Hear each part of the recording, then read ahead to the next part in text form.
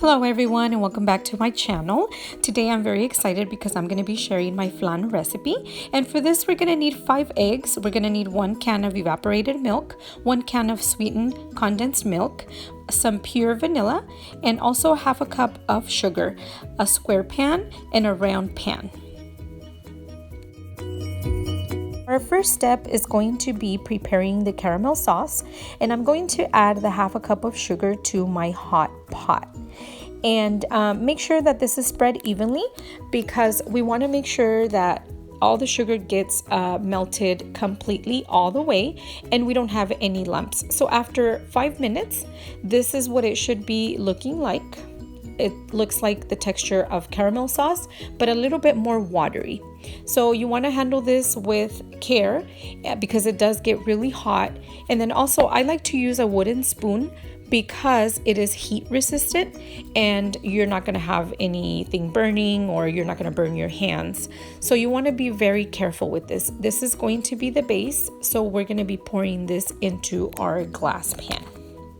And when preparing your caramel sauce, make sure to have it on a low to medium heat, because you don't want to burn your sugar, your caramel sauce, otherwise it will become bitter. I am now going to pour the caramel sauce into the baking dish, and I'm going to do this as quickly as possible because once it starts cooling off, it's going to start to harden up really quick. So don't worry if you miss a step, because once you put the flan into the oven, it's going to start melting again and it's going to spread out evenly by itself. And then also you want to make sure that you handle this with care because it is really hot and you don't want to burn your hands.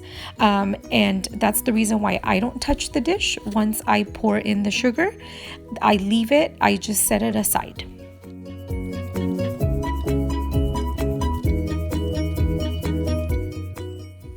And now I'm going to start mixing my milk mixture, which is the base of the flan. And I'm going to be using a blender for this, and I'm going to be adding my 5 eggs. You're going to add the whole eggs, which means you're adding the yolks and you're adding the whites. Okay, and then we're going to start mixing the milks. So here I'm going to be adding the sweetened condensed milk, and you want to add the entire can. And the reason why is because we are not using any sweeteners. This is going to be our sweetener for the base, okay? Which, I mean, it's not that bad. It is going to be sweet, but we're not going to be adding any type of sugar. And you want to make sure that you scrape everything out. You don't want to leave any of the sweetener, because remember, it's the only one we're using. And there it is. And now we're going to be adding the evaporated milk, the entire can of the evaporated milk.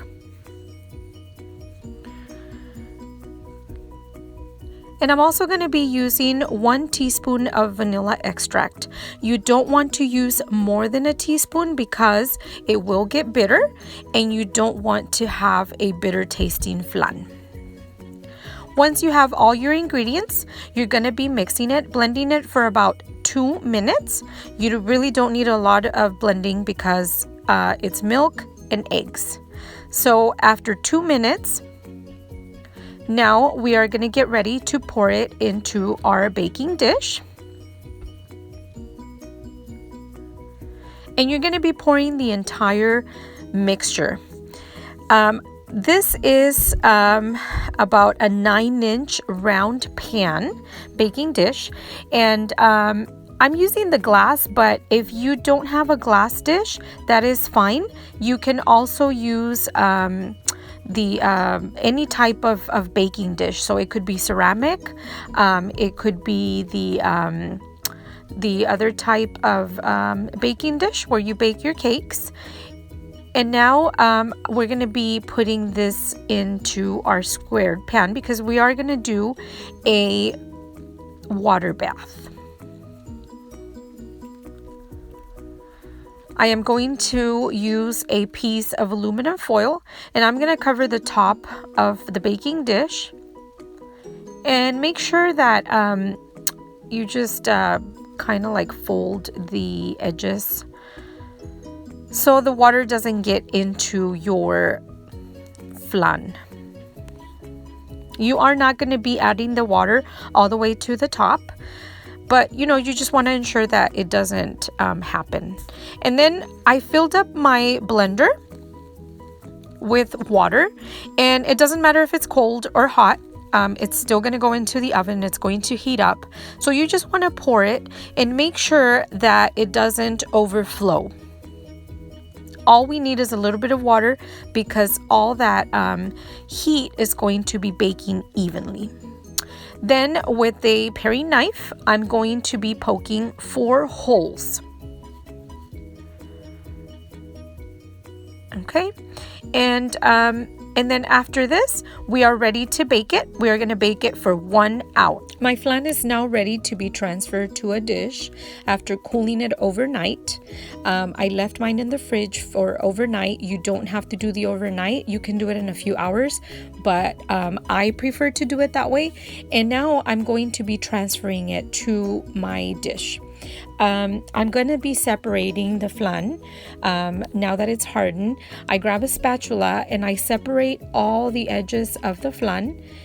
And I want to make sure that when I flip it, it flips completely and it doesn't flip in half, or, you want the entire flan to flip and look nicely on your plate, especially if you're going to be serving it for a party or for family.